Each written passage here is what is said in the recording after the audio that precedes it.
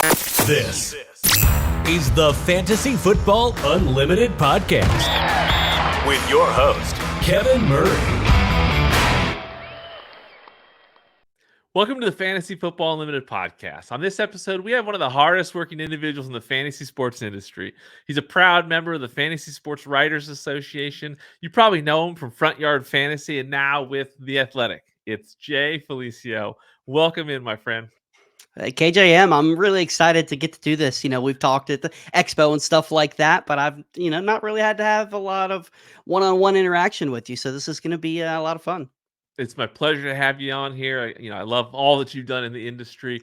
So let's get things going. I guess the best place to start would be where's that passion for the G-Men come from? Where did it all begin for you? So I was I live in North Carolina now, but I was born in New York, and as long as I can remember, my family is the typical superstitious sports family. My dad, and I got my fandom like a lot of people from their parents. My dad, Giants, Yankees, was originally the Rangers, although I've adopted the Carolina Hurricanes.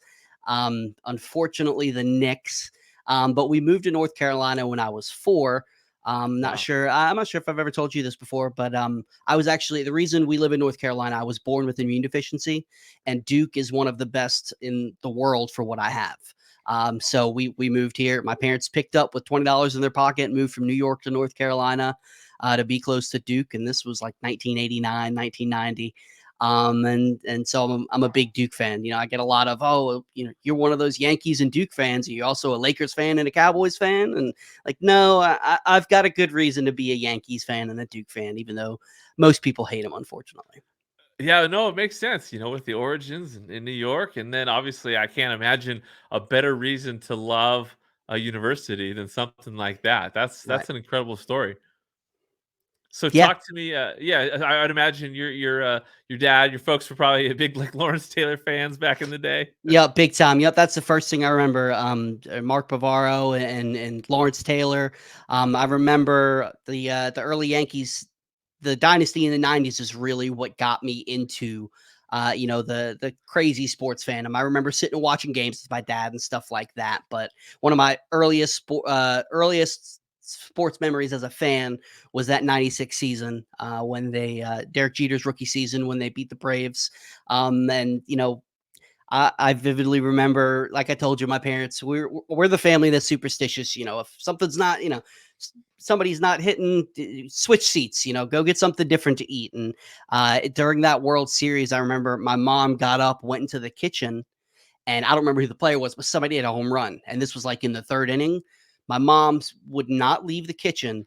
She stayed in the kitchen and watched the game from there for the entire on her own, the entire game because they were losing. They had a home run, and she's the reason that they won the World Series that year. I bet you all believe that. And Absolutely. I just, you just sold me. I think it probably is the case. I love it. Absolutely. So was that your all-time favorite sports moment, or is there something on top of that hits you when it comes to all-time favorite sports moments? All time, there's always be a special place in my heart for the Yankees because that dynasty was right when I started to grow into my sports fandom. I was, a teenager and that.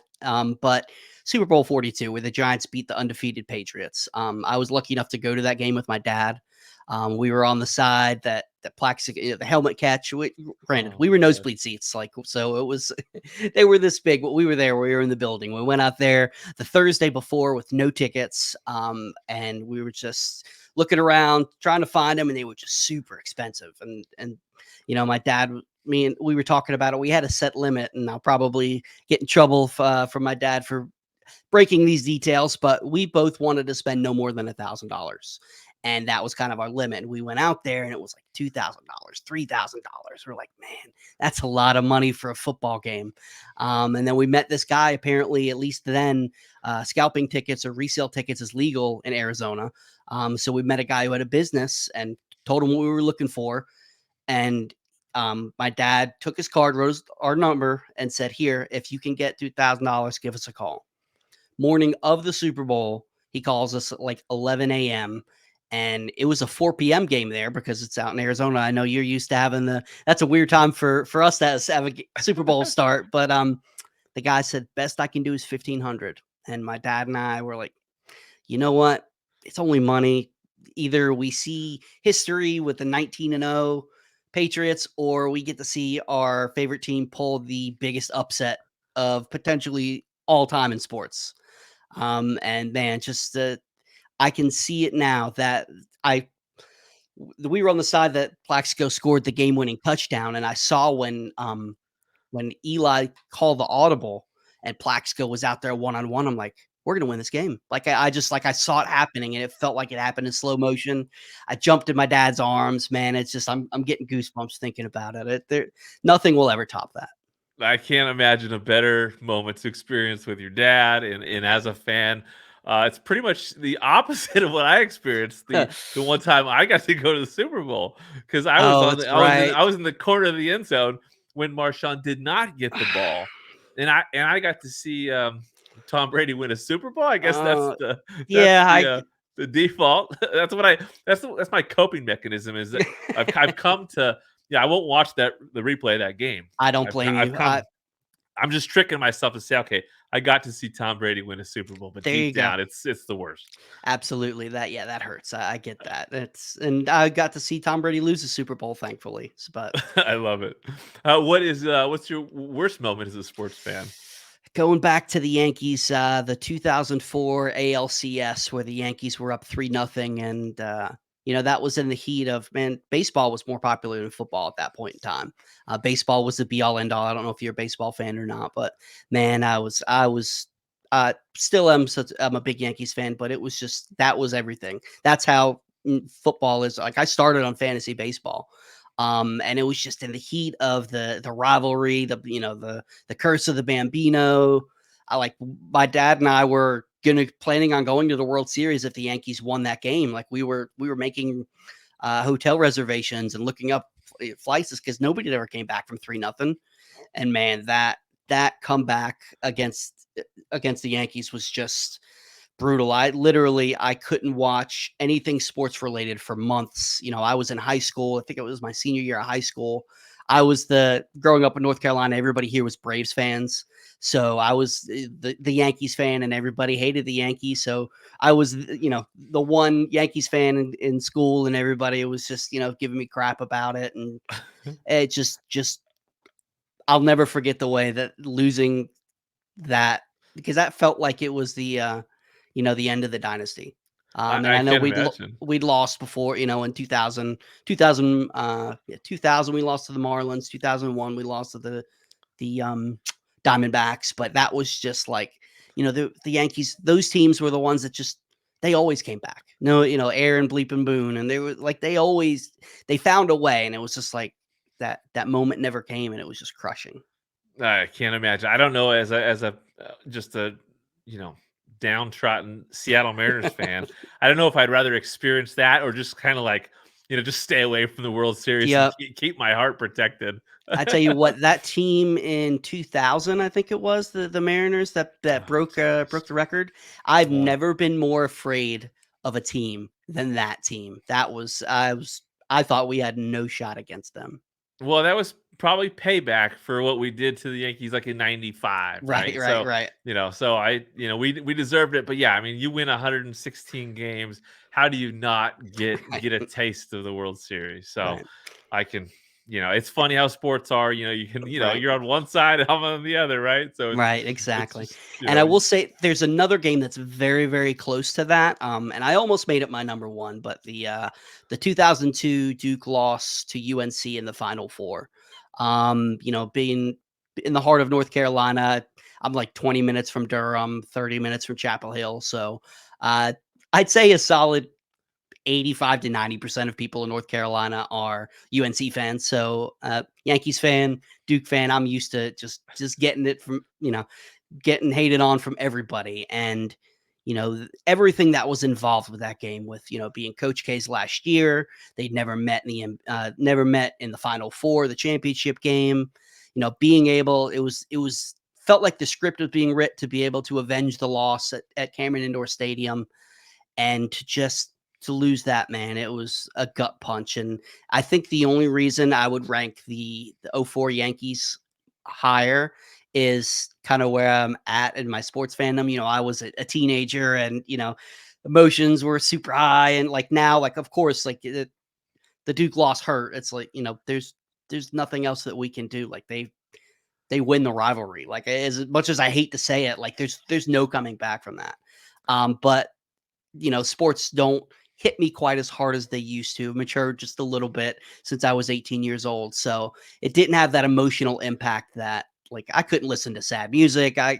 That was when Sports Center was at its, at its peak, where I would watch hours of Sports Center a day, go to sleep, watch a Sports Center, wake up, watch Sports Center. I couldn't do any of it. Well, if any nightmares come tonight, I'm sorry in advance. It might Just bring happen. up those memories, and you never know what'll happen. I can't imagine Exactly. being in a location where there's, I mean, obviously college basketball is everything right there, right? And to have everything on the line with people on both sides, I can't imagine how heightened that must have been. So Oh I man, can yeah, see why that would be a big deal for you. it was tough. So who's your all-time favorite football player? He gets a lot of crap, man, but I gotta go with Eli Manning. It'd be between Eli and Michael Strahan, but uh, I think if he would get more respect if he didn't have the last name Manning, because everybody expects him to, coming into the NFL, they were thinking, "Oh, this is the next Peyton Manning." He's a different player. He's not, obviously, he's not going to put up those stats, but just he had that dumb Manning face, but he would have that same dumb Manning face if he got sacked or if he threw the game-winning touchdown. And he was a lot of things. He was never played at an elite level. Never, I'm not going to be. I'm not going to get into the whole Hall of Fame thing, but I know he was never in talks for an MVP or anything like that, but he was clutch, when nothing rattled him. I think he's like top 10 in game winning drives in the fourth quarter or something along those lines. And, even though I was alive for the first two Super Bowls of the Giants, I don't remember them. I was less than a year old for the first one and 4 years old for the wide right versus the Buffalo Bills. So I don't remember any of those. So that Super Bowl 42 against the Pats was my first Super Bowl like that I got to enjoy and be a part of. And I've got Eli Manning to thank for that with all the lucky breaks that we got there. But say what you want about that defense. Obviously, the defense shut down the Patriots, but Eli called that audible and he threw that game-winning touchdown. Yeah, no doubt. He was certainly clutch. He definitely had funny facial expressions, and Oh I would yes, say post career, he's done a lot to just gather people fans. Right? right. He's so much more charming than I would have ever imagined. He's quite funny, and He so really is, I root for him. I root for him. and that's the thing. I think people, I being a Giants fan, keeping a closer eye on him. I got to see a lot more of that. Watching videos of the Giants and stuff like that. He's always been a prankster and stuff like that. And he the when they opened up the Dallas Cowboys opened up the new stadium, the Giants went in there and got the first win. He signed the locker room and put the score on there, and just like he's a lot more of a he doesn't look like he would be that type of guy, but he uses that to his advantage, and plays a lot of practical jokes. And yeah, I think like you said, people are getting to see his personality now with the Manning cast and the stuff that he's doing. And yeah, like I said, the main thing is being able to bring me that Super Bowl championship is something I'll never forget. We'll see. We'll see if he does the Hall of Fame. That'd be pretty cool. And I think we'll see how it goes. We'll see how it goes. So when did you discover fantasy football for the first time? So You said baseball. You Right. discovered baseball first, right? I started with fantasy baseball. My cousin, who was a sports fanatic just like myself, like my whole family, has always been into sports, but just like you, just like those of us in the fantasy community, I just took it to another level, and that's how my cousin was. We would, I would go over his house and we would play NCAA football the entire weekend and go through all 4 years, build the draft class, import the draft class to Madden, and just that was when it was cool. I don't know if you ever played, but where they would have the, you could have your guy on the cover of Sports Illustrated and stuff like that. And he introduced me to fantasy baseball. He knew that, we kind of had the same type of outlook when it came to sports, and fell in love with fantasy baseball. And then he started a fantasy football league.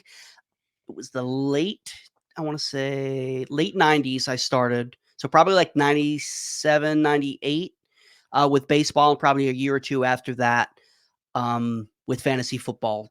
This dates me a little bit. Dante Culpepper led me to my first fantasy football championship. So that Dante Culpepper to Randy Moss connection was something special. It truly was for sure. So, did you start online, or did you actually get a paper league in there at one point? Because you're right at that line where Right. you I could was have gone paper. Right, I wasn't paper, it was all online, but there was no live scoring. There was live drafts, but no live scoring. You had to wait the next day for all the stats to refresh and stuff like that, and yeah, to see how far it's come now, like, even just to get the scores and stuff like that. Like, I remember, I don't know if you ever heard of the service, it was something like 1-800-TELL-ME, like, before smartphones, before any of that, like, it was just a hotline you would call, say, 1-800-HELP-ME, or tell me, sports, baseball, Yankees, and then they would tell you the score, kind of like they basically give you the stats that were on the ticker on the bottom line on ESPN. So yeah, the people in the community don't realize, I know I don't go back to pen and paper and read newspapers and stuff like that, but not having live scoring definitely made it a much different game. It's certainly evolved. Now, do you remember early years when you were playing, like whose content you would consume? So early on, I don't necessarily. I remember always getting the RotoWire and Football Diehards magazines. Those were two that I remember having, and I was looking to see if I had any. That early, I don't remember. Obviously, I think many of us started with Matthew Berry and Fantasy Focus when it was him and Nate Ravitz and Pod Vader, and I started with the baseball podcast and then went over to the football podcast. Back then, that was the ones that I listened to. Um, right around when I first started playing fantasy sports. Okay, so now when you with like a fantasy league experience, you got a primary home league that you have that you consider your main league. Yes. So we have a league. This is the 10th season of that one. It's kind of it's the 10th season, but I've been playing with these guys for 20 plus years. Okay. We had some form or fashion of a league, but we didn't have a live draft league.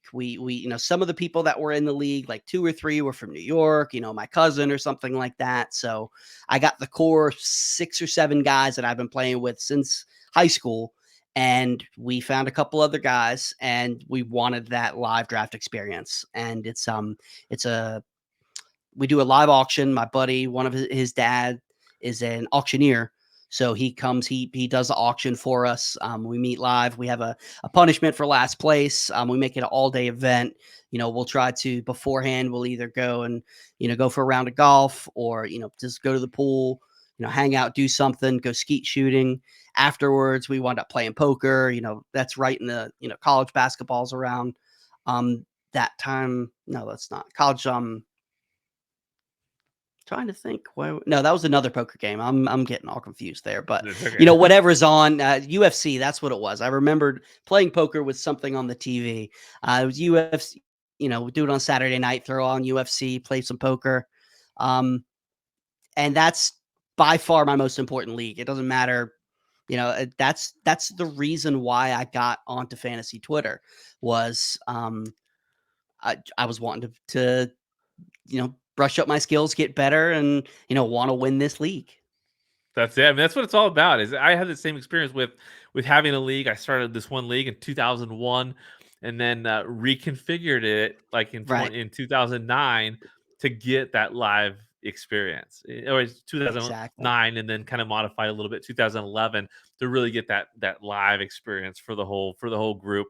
Because that makes such a big difference. And you mentioned last place It's punishments, right? Well, oh sorry, yeah. what's the last place punishment you guys do? Well, we change it up. We've done a couple, we've done the typical. The main thing is the league is called the League of Extraordinary Goats. It's just random, like there's no rhyme or reason. I've got a very dumb sense of humor, and it's all my friends do as well. So, um, we have a goat suit that the last place guy has to wear at the next year's draft whenever he's doing the punishment. And also he has to sing the national anthem a cappella before we start the draft. But some of the punishments we've done, like Buffalo Wild Wings go and do the Blazing Challenge. We had karaoke. We went to a karaoke bar, and no matter what we're doing, the guy has to wear the goat costume. Sing a karaoke song of the Champion's Choice. I think we've done like Total Eclipse of the Heart because it lasts like 10 minutes long. Unfortunately, I have been that last place 1 year. But it was the COVID year and I got screwed because I had Lamar Jackson. His bye got messed up and I had to start Nick Foles and I missed the playoffs by 1 game. So I'm blaming it on COVID. But I had to do the 1 chip challenge. That was brutal. I love spicy food. My lips swelled up. Like it was just brutal. But my favorite out of all of those, was we had, again, in the goat costume, the champion got to make a 10-minute playlist or song where we would take little snippets of songs and he had to dance for 10 minutes straight. So we originally planned on doing it at the mall in Raleigh, and we had Bluetooth speakers. We set up right in front of the front entrance, set up the speakers, not trying to do anything illegal or try to bother anybody, just want to embarrass our friend. So we do that. He started going for 2-3 minutes. People are walking by laughing. Then security comes up and they're like, it looked like he started dancing with them and stuff. And he said, "You gotta get out of here." And like he was like, oh, like he said he was gonna call the cops and stuff like that. Like, well, I said, we're not trying to cause any trouble. We'll leave, no problem whatsoever. And he was nice enough. He said, "If you guys get out of here, no problem." So we did. We didn't. Nobody was like giving him any flack or anything like that. I'm not trying to cause any trouble. But we have a friend who owns a bar in downtown Raleigh it's like just a hole in the wall. Like it's nothing special. He played the music. So, it's just, he played the music over the intercom system or whatever you want. And he stood in the middle of the bar for 10 minutes straight, nonstop dancing in this random hole in the wall bar with people just sitting along, in booths and like people wondering what the heck was going on. That was by far my favorite. Just the embarrassment of having to restart the punishment, go do it again, trying to figure out where we could do it after the mall fell through. So that was a lot of fun. Oh my gosh. Have you guys captured the footage of all this stuff I and do. content for this? I do. That was before I started doing any sort of content or anything. And the one rule for the punishments is if the person doesn't want it on social media, doesn't go on social media. And he Oh. did not want, you know what? I'm going to revisit that though, because I just recently watched the video. And I'm going to revisit that. I'm going to text him and see if he's okay. Maybe I'll throw that out there and I'll tag you in the video if he lets me put it out there. Oh, I want to see that. But yeah, we have that's what it's fun all of it. about, right? Right, exactly. That's what makes it fun. The embarrassment. Oh, I love it. I mean, that's what just makes leagues more fun, engaged. I love hearing this stuff. This is what I'm all about. This Yeah, is man. great to see. Now, who's your biggest rivalry in fantasy football? Like whether it's an industry league or your home league, who's the one person that you want to defeat more than anybody? Who's if you lose to them, it hurts the most, and if you win, it's everything. Yeah, and I'm gonna go back to my home league. I'm in a couple of industry leagues, and those are awesome. They're it's kind of a dream come true to be some of the people that I'm playing with in the industry leagues, but it always goes back to my home league. And my friend Elmer Avalos, he friends since high school, and he's been by far the most consistent, one of the best guys I've ever played fantasy with. He just always seems to know, make the right move. And it's somehow always 9 times out of 10, it winds up me and him in either the semifinals or the finals or, battling for the first seed. He's always at the top. And, I feel like there's, we all have those friends that are in our leagues that have pay attention, it hurts more to lose to him than it really matters to beat him. That's not him. He's somebody that I know is a challenge, and he's won in the new league that we set up. He's won 4 out of the 9, and I've won 2 out of the 9. So we've both kind of dominated. Him more so than me. And I'll never forget what was the guy's name? Was it Tim Hightower that the Saints signed? It was Yep. somebody that the Saints Yeah. signed off the street. I had an unreal team. We met in the semifinals once again, and he had that Tim Hightower pickup late that just brought him to the championship. And actually, my 2 championships, I beat him, which was nice. So I have a championship sandwich because I won in 2019. I was last place in 2020, and then I won again in 2021. Both times beating him, which was sweet. But yeah, he's by far my biggest rival, and we talk about it all the time. He's I want to beat him. If there's 2 ways I can win in that league, and that's if I win the championship or if he doesn't win the championship. I love it. Everybody needs one of those, and I got one. I got my buddy John Lansang at JL Showtime. The guy's won 4. I've won 3 since 2011. And you're right. Some people just have that magic, and it's just you just do everything you can to defeat them. So, yeah, and last year he cost me because he picked up Jerick McKinnon at the end of the year. Again, I had a dominant team. I was think I was one of the top couple seeds, and Jerick McKinnon went off at the end. He just seems to have that knack. oh man, yeah. Some people are charmed, and some people just have terrible luck. So when it comes to leagues, like, what are your favorite settings and formats? My home league is I'm definitely a super flex guy. I played in plenty of 1 QB, but I don't like the way that it devalues the position. And maybe part of that has to be, when I started playing, I went right into 2 QB. So that was much harder than super flex when when buys came, because you had to start a quarterback. You couldn't just throw another position in there. But super flex, I'm a full PPR guy. I know they're cheap points, but it's fun. It's fun to see high scores and stuff like that. But Yeah.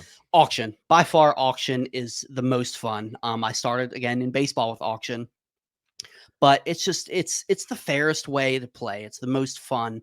In my you've got a shot at literally anybody you want. You can build your team any way you want.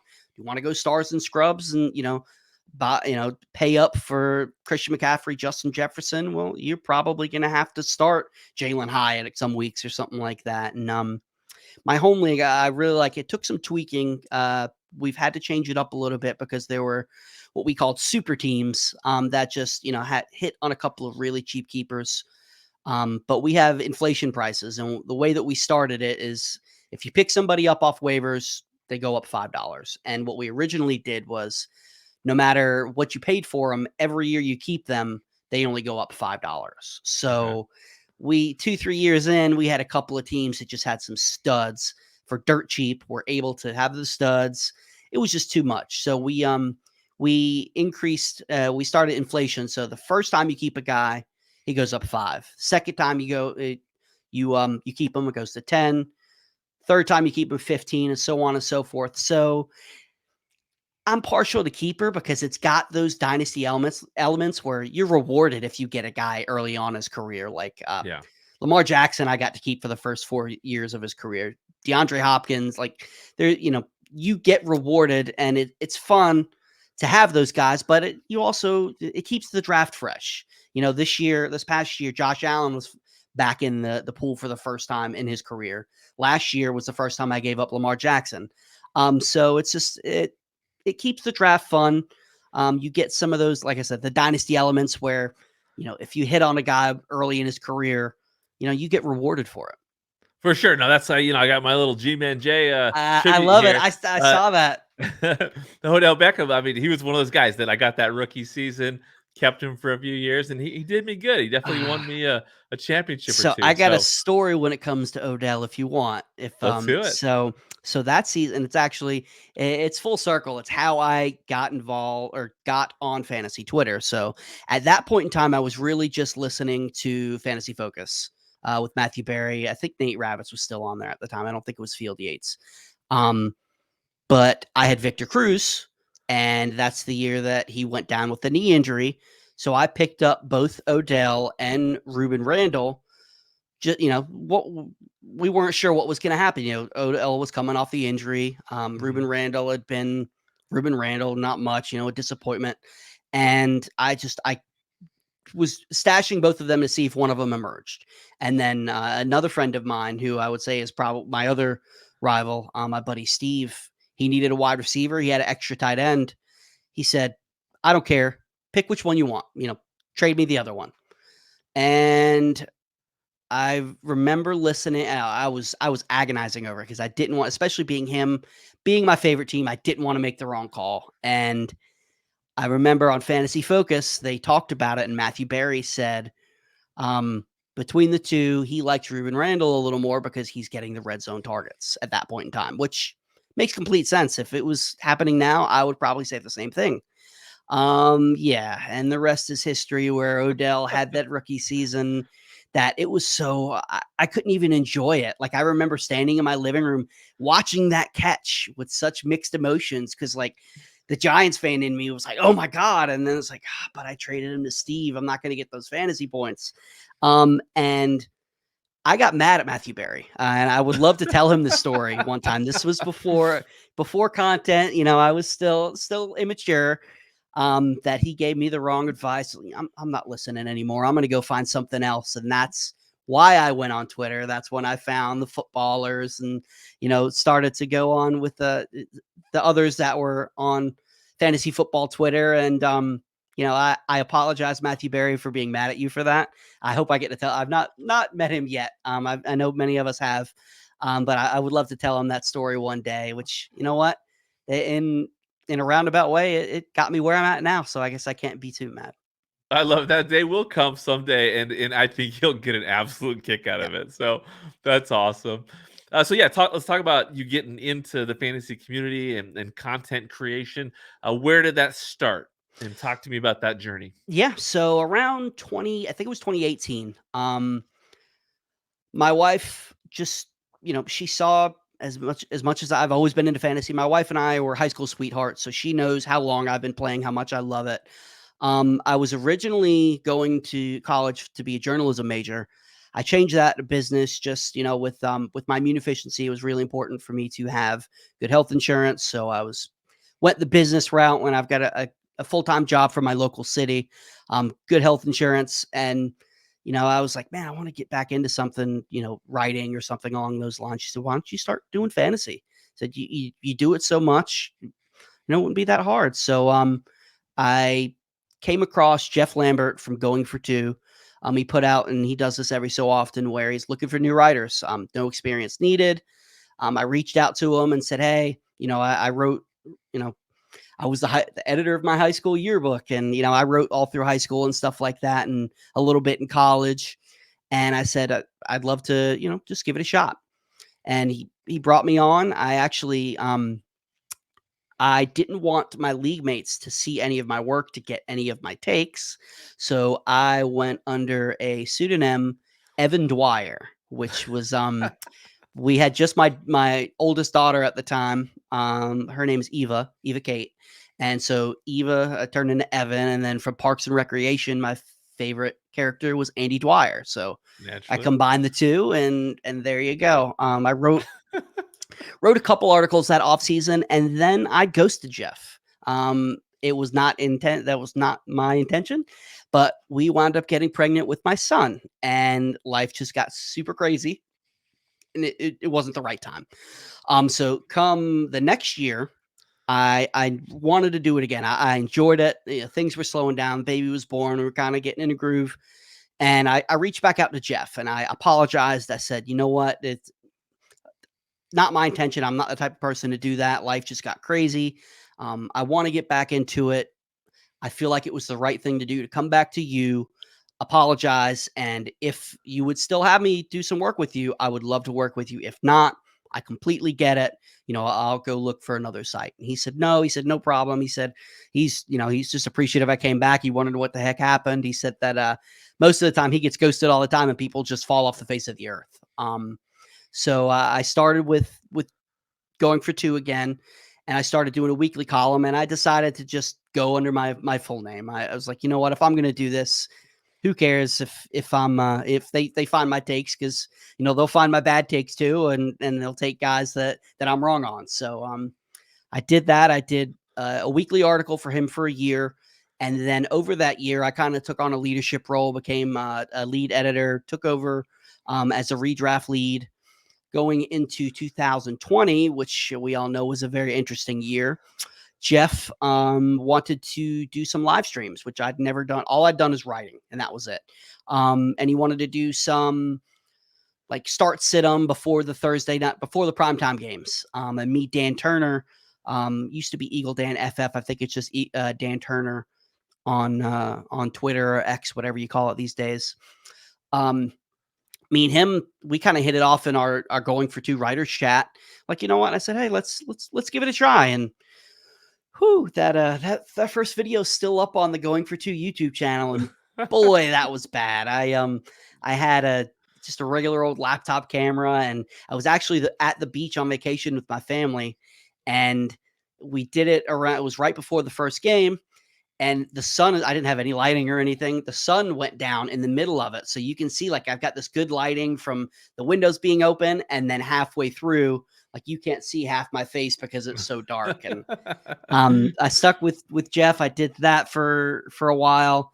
Dan and I did our own podcast. And then around that same time, there was so many of us, some people call them the COVID creators, but, all of us who were, that was our outlet. That was our social interaction. That was where we, I feel like this boom in the fantasy community happened. Myself, Troy King, Shane Barrett. There's so many others. I know I'm forgetting so many names. We all had this group chat where it was just a place to support each other. Jeff Bell, Dave Kluge, and Troy brought in John Luke Garofalo from Front Yard Fantasy. And if you've met JL, if you talk to JL, he loves the network and he loves to talk to people. And, JL reached out to me in that group and said, hey, I'd love to hop on a phone call and just talk to you. And I never had anybody do that. I was like, yeah, okay, sure. Why not? So we hopped on, and man, we just hit it off instantly. Like, it's, for as different as we are in some of our ways and views and stuff like that, we mesh really, really well. And, I got to be where I was talking to him every day, and, I was watching the show and getting more, in the chat every day. And he just, one day, this was actually even before I had met Simon or Josh Fuster, who was with FYF at the time. He said, I don't know what we would have you do, he said, but you're somebody who I want a part of Front Yard Fantasy. We'll find something. So I would love to bring you on, and let's just make it work. And I was absolutely. So I did that. Joined up with them, and just it in a roundabout way. It came to me planning taking over as planning the game show, because there was JL had always said that he wanted the game show to be kind of like the Tonight Show, where you have a different guest every day and along those lines. And he just didn't have the time to do any of that. Like, that's it. That's what I'm going to do. Said, I'm going to take the game show to the next level. I said, I've got enough relationships. I know enough people. With my full-time job, I was never going to be on the show because I work 9 to 5 or 8 to 5, Monday through Friday. So that's what I'm going to do. And then, that's, you were on with us many times. So yeah, that's kind of where it went from there. For the past 2.5 years, until I recently did just step away from Front Yard Fantasy. Nothing but, goodwill. There's no ill will between us. Those guys are family. JL, Simon, Joey, Josh Fuster, who isn't with FYF anymore, but he was a big part of it. Man, those guys are like family. I love those guys. They've done so much for me on a personal level, on a professional level. But it was time. I had some other opportunities, and it was just time to kind of, take the next step in the season of my fantasy career. Sure. And it was an amazing run. It was always fun working with you on that. The product was amazing. So you definitely did what you meant to do when it comes to taking that up another level. It was always fun. It's been a great part of the fantasy football community. Talk to me about what you've been doing with FTN Network. Yeah. So this summer I got on with FTN on the data side doing charting. I'm an advanced data charter, and there's all different types of charting. Player participation, which is like basically what the formations are for each play, who is on the field, who they're lined up against. I won't go into too much detail because it can get pretty in depth.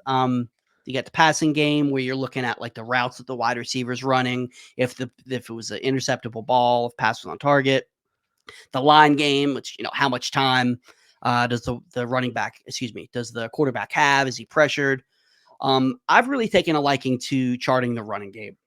And you're basically you are looking at the offensive line concepts, inside zone, outside zone, man duo, what are they doing? It's modifications as an offensive lineman coming out, for a pull lead block. And I just, man, it's changed the way that I've looked I watch football. I told, the guys who are the head of data, Frank Brank and Mike Tallis, who I've become, gotten really close with over this year.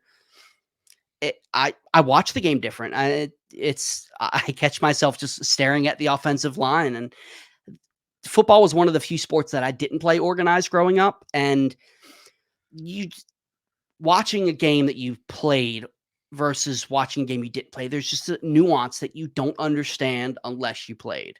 And I feel like doing this charting has really kind of been a cheat code for me to get that. Because I'm seeing so much. I'm seeing everything different the way that I watch the game. And I also do shells where basically what the safeties are doing, what the corners are doing. And man, just to understand the way that defenses disguise things. It's like Devon A-Chain or A-Chan, however he wants his name said. I honestly, I can't remember which one's right, but before he blew up, I was charting Miami run game, and man, you could see it. Like he's unbelievable. Yeah, I don't have to tell you. You can see what he's done on the field, but it's just to be able to. I wish I had more time to watch more of the games, to be able to sit there and watch play by play what happens versus just looking at the box score makes such a difference. Yeah, I was gonna say, my first thought was, wow, it must change the way you see the game, which obviously takes your fantasy skills up Right, another right, level. absolutely. But it probably just makes you appreciate the game even more. I It love it. really does. Yeah, it definitely does. And like I said, one of the things I've been most impressed by is the way that defenses disguise, what defense if they're in, if they're, man to man, or if they're, cover two, but the safeties are in the middle versus on the outside, and then they, right before the ball snaps, they switch, and it's just, yeah, it's unreal. It definitely makes you appreciate it more and look at the game a whole different way. I love it. Now, last summer, Jake Seeley was on the show, and he announced that you were coming to the Athletic before I think it was actually announced. That is true. But but there you are. Here you are. Talk to me about your experience with the Athletic and Yeah. what that's been like for you. So yeah, that was really cool as well. And that was around July. Jake reached out and asked me if I would what I take a step back. I'm Jake is who I'm probably closest to in the fantasy community outside of, our circle or whatever. Was it Mark He's Bavaro? Is that what it was? Yeah, it may have been Mark Bavaro. But when I really got into the fantasy community, as a consumer, whatever fan, whatever you call it, he's who I listen to the most. Him, Joe Pisapia, Chris Meany when they did On Target, and then Jake. Who was it? It was Jake, Corey Parson, and Matt Modica when they were on FNTSY. And I would listen to their shows every day. I would read all of Jake's work. Jake is somebody who I kind of modeled the way that I think about things based off of him, and a couple others, but him and Jeff Ratcliffe are the two that I really listened to the most when I was kind of taking that next step from, just like a basic, everyday player to somebody who wants to go a little more in depth. So I've gotten close with him over the years. And we've become, somewhat of friends. And I told him, I went to him for advice when I was looking to kind of take this more seriously. And man, he could have just brushed me off with the, follow your heart, do what makes you happy. Now he took the time out and gave me really, really good advice. I'm not going to go into detail because it would take a while, but just he gave me good advice that I put into action, and then to have him come to me and hey, we've got this opportunity. Is this something you might be interested in? To kind of have that guy who I've looked up to all this time to now bring me on to work with him, Nando DeFino. Man, Nando is just amazing. He's one of the nicest guys. He knows his stuff. If you don't know who Nando is, basically ask anybody in the industry, and Nando has worked with them in some form or fashion and probably got them where they are.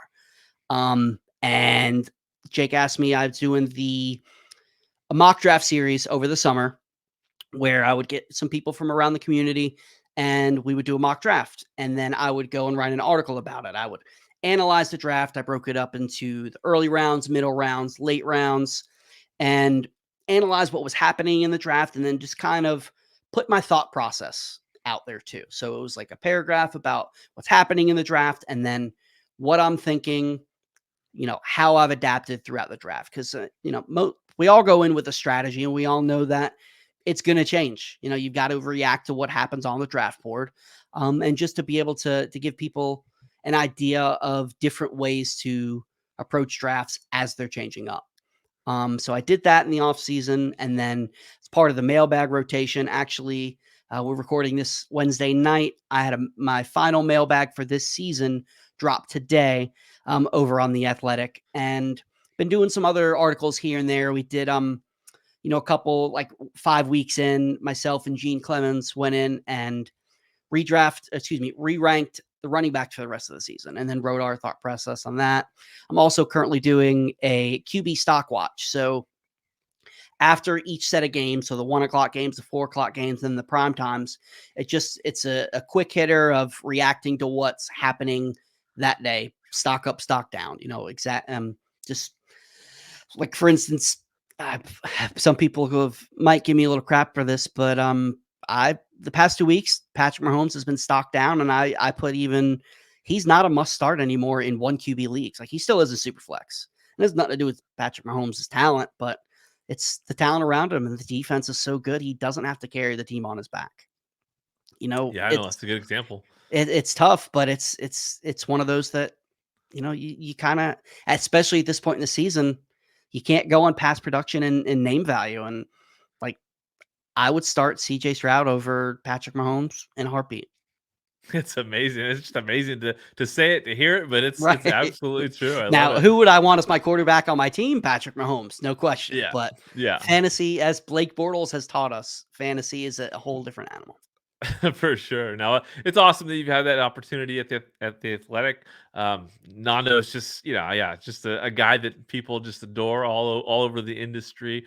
Jake again is just one of the most respected guys out there. I think he's just awesome in so many different ways, and like a legend like Brandon Funston at the Athletic as well. Like it's cool. It's cool that you got that opportunity. Yeah. Funston, Some great people. Those 3 names, who I worked directly most with at the Athletic, and all 3 of them are just, as genuinely good people as you can imagine. They're a ton of fun to work with, and like you said, all 3 of them are legends in this space. And to go from consumer, whatever, fan to coworker, it's just feel like it's a dream. It's awesome to see. And you're speaking of great people, like let's talk about the community, your experience with the Fantasy Football Expo and getting to meet these people that you've interacted with online for the first time. Yeah, so been a part of the community. It was definitely in a much more pulled back fashion since like around 2017 when I was watching FNTSY every day, listening to Sirius.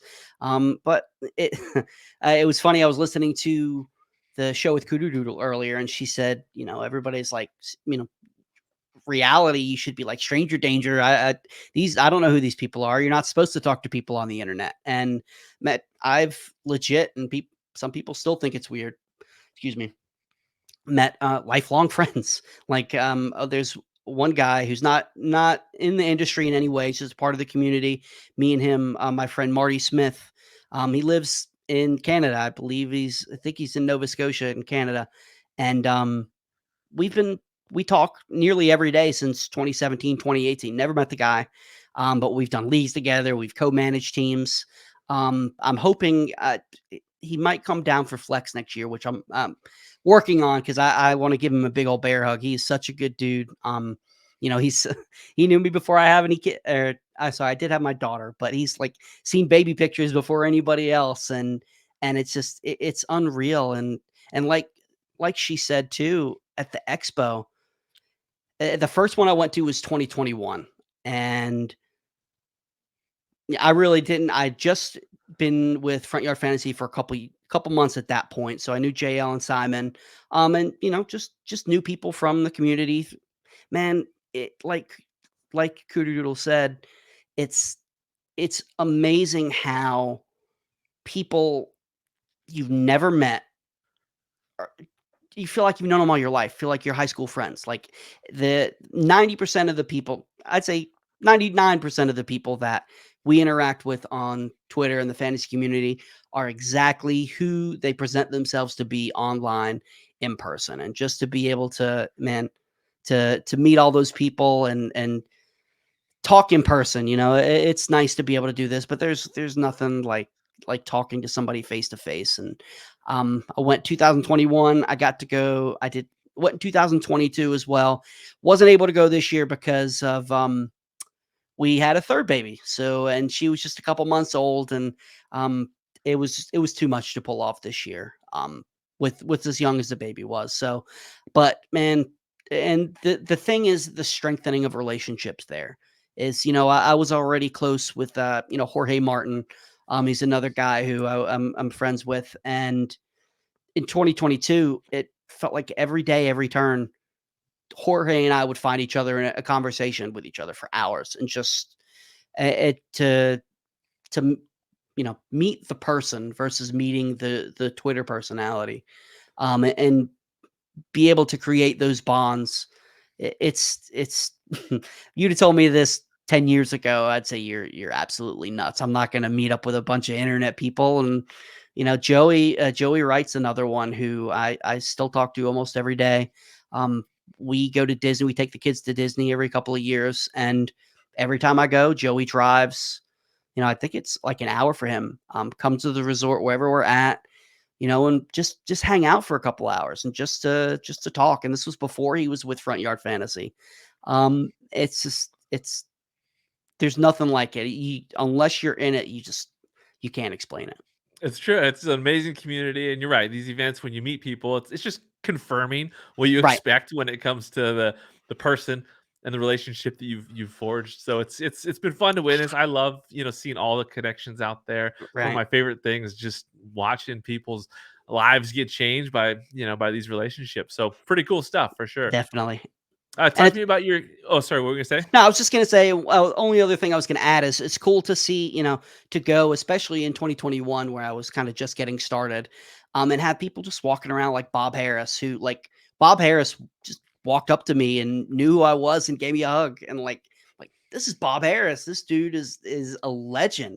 And now Bob's somebody who I text frequently and talk to all the time, and just to see that all these people who, that seemed like they were, these I don't want to say it and sound disrespectful when I mean the opposite, kind of put on a pedestal, and not in a negative way by any means, but they're just regular people. Like they're Yeah. just good people, and those in the industry who are, I guess, the next level up or whatever you want to say, like they're all just so willing to help. And and you would think that there might be some sort of rivalry, where, we don't want this new generation coming in. Like, no, they want to continue to grow the fantasy community and the fantasy industry, and those guys are just so willing to help, and do whatever they can, give their knowledge, make any connections. It's just it's really really cool to go from one side of the fence to the other, where it's these guys, people who I consume their content, where now we're friends. It's really cool, and obviously you've had a similar experience with like the Flex League draft. You did that this year, right? How was that experience for you? It was unreal. This is my second year doing it. I got to get Jake invited me last year. Um, and it was one of those things that was kind of like, everybody has those moments when they're their content creator or fantasy career where it's like, what is life? Like, what is going on right now? This is not real. Cause I vividly remember 2018 or so, what Jake would do the flex league because it's been going on for a while. I don't know how many years, but I think close to 10, maybe. It might even be more than that.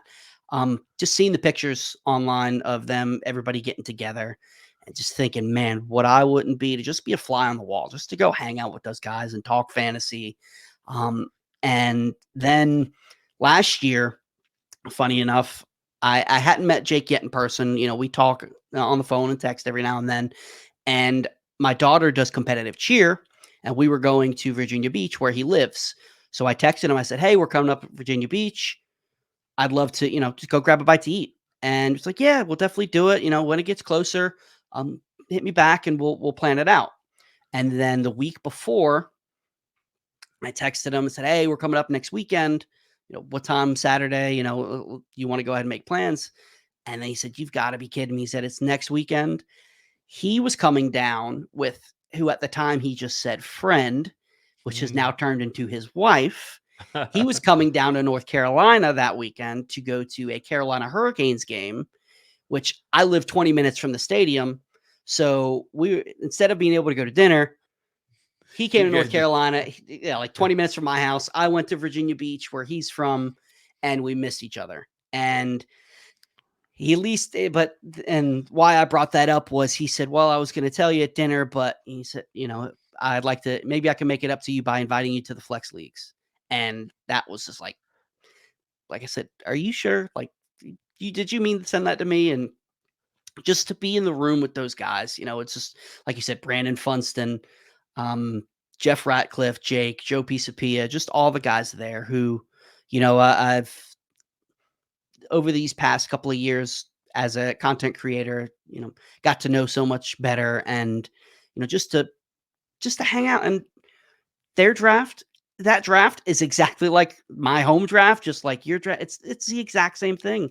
It's a Yeah. bunch of guys and some girls as well that just, we all love fantasy, and we want to beat the crap out of each other. And it's just fun to just go and make a weekend out of it and make something special, and get to, similar to the expo. It's getting to hang out and talk to those guys. Andy Barron, I got met so many guys for the first times there. Andy Barron's, who was hounding me to trade him Trey Lance, which I should have, and I did not. But it's just, it was on the chance of sounding cheesy, it was a dream come true. It really was, and it's so much fun to be a part of that. And it's that was kind of why, that's why I couldn't go to the expo this year. It's the weekend before the expo. Yeah. So I really could only pull off one, and I decided to go with Flex. A little shorter of a trip, and to be able to go and hang out with those guys. And we went to this past summer. Joey Wright got invited as well, and during the day, me and him and his sister went and just hanging, going to check out all the sites in New York City. And if you could imagine going through New York City with Joey is something special. But then, the night after the draft, we went to a bar and watched SummerSlam with Jake Seeley and Waz and Rich Rebar. And it was just to get the time with guys like that we don't get to see that often. We get together once a year now, and it's, to be able to do something like that is just, like I said, kind of a dream come true. That sounds super special. I love it. That's awesome that you get that experience and to experience it with all those others. It's pretty cool. It's pretty cool. Now I know your faith is super important to you. Talk to me about fantasy football and fellowship. Yeah. So you actually joined the group with us a couple probably close to a year now, but it really just started out as like you said, my faith is very important to me. Jesus Christ is my Lord and Savior, and everything I do, I want to glorify Him. I have I have my favorite verse in my bio, and I've come across some people who were like minded, and there's a lot of people that are of the Christian faith in the fantasy space as well. And there was about 8 or 10 of us that created a group chat that, just to do devotionals and to share concerns and prayer requests and stuff like that, and to dive a little deeper into our faith. And one of the coolest things, the best part about the Expo of 2022. First thing that happened when I got there, Andrew Elmquist. I'm not sure if you're familiar with him or not. He's in the chat with a group with us as well. He came up to me. Never met him before in my life. He said, "Are you Jay Felicio?" I said, "Yeah." I said, "Hey, nice to meet you." He said, I'm trying to remember exactly how he said it. It was something along the lines of, you being so open about your faith has inspired me to do the same. And that just hit me. I could win an FSWA award, anything like, you know, that means more to me than anything. And, with that, when that happened, I told him about the faith and fantasy, the faith and fellowship group. And I just tweeted it out. I was like, hey, we've got this group. If anybody would like to join, we're not trying to force anything on anybody, but if this is, you can just come in there and just sit and not participate. If you want to just come and, have prayer requests. And it blew up. A couple people retweeted it, and now it went from like 10 to what do we have, like 70 or 80 people in there, I believe, something along those lines. And I wish I need to make that a priority to be a little more active in there. I'm trying, but just it's it's a place to go where, you know, like-minded people in the fantasy space from a faith aspect to be able to talk about different things. Sharing our faith and can be scary sometimes. Because I don't want to offend anybody. I don't want to push anything on anybody. But my life, the most important thing in my life is my faith, and bringing others to Christ. And if I can do that through fantasy, then that's what I want to do. Yeah, certainly a great resource for people in the industry. Highly recommend And checking all are that out welcome. for And if sure. anybody wants to join that's watching this, shoot one of us a DM. Happy to add anybody that would like to join. I love it. I love it. Now, you know, speaking, I mean, there's just been so much gratitude here on this podcast. I love all the things that you've been talking about. Talk to me about what you are most grateful for at this time. So I promise this isn't me just trying to get brownie points, but honestly, the first thing that came to mind was my wife. She is the person who initially gave me the idea to start doing this, and she does so much for me to be able to do what I do. We've got 3 kids. We both work full-time jobs, so I'm in my office, writing articles and charting, and she just does so much, getting the kids to bed and feeding them. And on Sundays when, I've got to dedicate the day to watching football, which I do, but it's just how crazy that seems and how lucky I am. But she'll go take the kids to go do something fun or go visit family or something like that. So I can, concentrate and do what I need to do. Even with the baby, this past year, I've with picking up the more work with FTN and with the Athletic, I've had some later nights, not going to bed till 1, 2 o'clock in the morning sometimes to make sure I get my work done. And she would just get up with the baby and not wake me up, and not like, I'll help you. You don't have to get up with the baby by yourself. And no, I know you stayed up late. You need sleep. Same thing. She'll get up with the kids on the weekends and let me sleep in a little bit after I have a couple of days of staying up late. She just sacrifices so much and has pushed me and believed in me when I didn't believe in myself. And she's my rock. And if it wasn't for her, I would not be doing any of this. That is absolutely wonderful. Love to hear that you have that kind of support because it makes all the difference in the world for sure. 100%. So let's switch a little gears, talk a little bit of football. Okay. Fantasy playoffs are right here, like it's coming, right? So No. tell me one quarterback that you Okay. think is going to be on the highest percentage of fantasy football championship rosters. This one's going to be one you might not expect, but Geno Smith. He's getting a little healthy. He's got a fantastic schedule. It's got the weapons, and JSN seems to really be turning it on, getting him more involved as well. The running backs are banged up. I think Geno Smith is going to help lead a lot of teams to championships this year, without going the typical Josh Allen, the obvious answers. Sure, sure. I mean, if last week was any indication, there are things, better days ahead for Geno. I like it. Definitely. How about a couple of running backs that you'd love to see on fantasy football playoff rosters that you might think or that you think might be league winners? So, Bijan Robinson is one. I know he's disappointed this season thanks to Arthur Smith. But this week wasn't that great, but it seems like Arthur Smith's finally getting the message that, hey, maybe we should use the guy that we drafted in the top 10 instead of, the ghost of Cordero Patterson and Tyler Algier, which Algier is fine, but he's no Bijan Robinson. But again, another guy who has a fantastic schedule. He's got such a high floor with his usage in the passing game.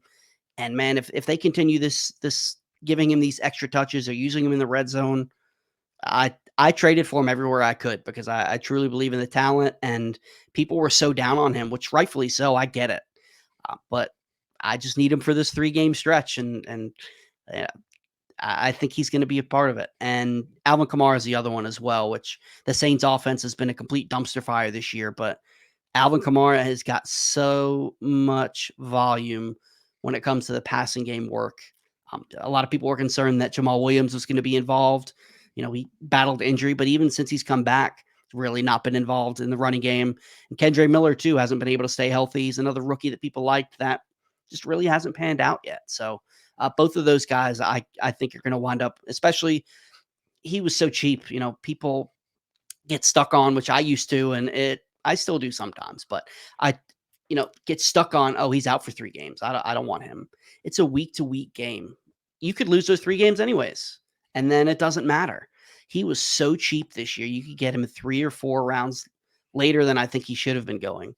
And I've got him in a couple of places, my home league, and he's been invaluable. How about a couple of wide receivers you think are going to deliver the hardware? So these ones I did kind of go a little more chalky, but for good reason. Amon-Ra St. Brown, he's been a top 5 option, top 10 option this whole year, but he's got the floor. That's what, he's the type of guy that I want because you don't really have to worry about him giving you a dud game. You're going to get 15-ish points, and he still has that super high ceiling when the Lions offense goes completely nuts. He scores, if he scores a touchdown, you're getting over 20 points out of him. And they've got a good schedule coming up. And then same thing with Brandon Ayuk. He's become the wide receiver one. I know they got Debo, but he's the top pass catching wide receiver on the 49ers. They got a great schedule. And same thing, even with all those weapons, he's still super involved in this offense. He's got a high floor, high ceiling, and we all know that the 49ers offense can just go berserk at any time. For sure. How about a tight end that you think is going to help bring home fantasy football championship? Trey McBride. And I know he's on bye this week, but Kyler Murray just absolutely loves him. He is getting peppered with targets. He got a touchdown this week. They went back to him multiple times. I think he's going to be, especially with losing Mark Andrews and tight end was already so thin. And Travis Kelce, he's hobbled. He's not. There's rumors of him might, maybe going off into retirements too swiftly, if you will. Sorry for that. That was terrible. That was great. Yeah, I think Trey McBride is going to be on a lot of championship rosters. Great advice. Now, the more of these guys you got in your lineup, the more likely you might find some victories in fantasy football championships, according to Jay. And I would agree. A lot of these guys are guys that you want on your squads. Now, obviously, you've had a lot of people influence you along the way. You've mentioned so many of them here, and it's awesome to hear all the different stories and influences you've had. Talk to me about people that are looking to get more involved in the industry. Give some advice as to how they should go about it. So the number one thing when I saw this question that came to mind was just be a good person. I know it seems so simple, but there's so many out there that just are out for themselves, and you could tell when you come across somebody who is genuinely interested in your well-being and your success, or you'll get those people that just check in on you. Like I've had, there was a bad storm with tornadoes come through in North Carolina, and just had people DMing me, "Hey, are you okay? It's a family okay?" Stuff like that. And then you get those people who, when good news happens and you step up, it's that's when they want to show up and say, kind of, hey, how's it going? How'd that happen? Do you have any room for me on that boat type of thing? And um, but just in life and in this industry, being a good person gets you a lot further than trying to take advantage of others and stepping on other people's necks. Um, you know, whatever you're doing, be genuine, be yourself. Don't try to copy what other people are doing. That's why Front Yard Fantasy has been so successful. Is what you see is the exact personalities of every person in that company that's ever been a part of that company. Just being ourselves, and don't take our like to have fun, love fantasy. Just mix a little bit of everything in there. So don't feel like you've got to follow some stencil, some blueprint of what others have done. Find your own niche, find your own route to go down. I mentioned it with JL. Network, man, network, make friends, and do it in a way that you're not trying to, do it for your own benefit. Network to make friends, to make, to strengthen relationships, and, lift each other up, be able to help other people too, not just network so all these people that can do something for you. It's great advice. Yeah, for sure. And, go ahead. No, what were you gonna say? Yeah, I was gonna say, and there was one other thing. Everybody's path in this space is different. And, there's a lot of us that started around COVID, around that time. And, some people blew up almost instantly and went up, and became a star or whatever, what you will. And, people go different routes. I was writing, then I went with Front Yard, and then I'm back to writing now with the Athletic, and, doing the charting with FTN. And don't worry about what other people are doing. It's very easy. I've had friends of mine in this industry, and I'm not ashamed to say I've had it happen to me, especially when I first started. That why is why is that person blowing up when I'm working just as hard? And it's not a jealousy thing or anything like that. It's just you want to see your work rewarded, but you know everybody's got their own path. It's be okay with, you know, not necessarily knowing when it's going to happen. Some people don't try to tear others down when they have something good. Congratulate other people. We're all, like I said, the majority of people in this industry want to help each other out. They want, a rising tide lifts all boats, or whatever that saying is. Um, just recognize it's hard to see sometimes when you see people that maybe even started after you. It seems like they're moving ahead of you, but everybody's got their own path. Take your time. It's going to happen in the timing that it needs to. Absolutely well said. Couldn't agree more with some of that advice. I think it's on point. I love it. I've had a great time learning more about your journey. So many things that I've been aware of, and many things that I haven't. So it's been cool to have you on here. Is there anything you want to share before we close things out here today? Yeah, there's just a couple of people I wanted to mention. Like I said, Jake Seeley has been such a big influence and done so much for me. Not only just a personal level, but just a professional level. And I'd really, I think the world of Jake. And he comes off snarky on Twitter, and that's who he is. But he's genuinely a good person too. And there's some other people who I've gotten close to in the fantasy community. Like I said, JL, Joey, Simon from FYF, Herm, Scott Rainier, Nate Palvo, Shane, Jorge. I know I'm missing a bunch of people, and if I forget your name, I'm sorry. Eric Romoff.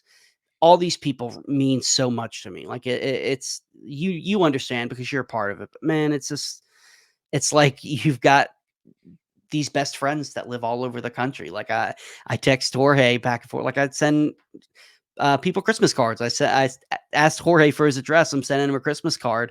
It's like, let me put it in Google Maps and see how long it takes to get there. It's like 32-hour drive or something like that. I said, it only take 32 hours. Why don't you come over? It's hop right in. But just the relationships. It's just something special. Jeff Bell's another guy who I'm close with. I think the world of.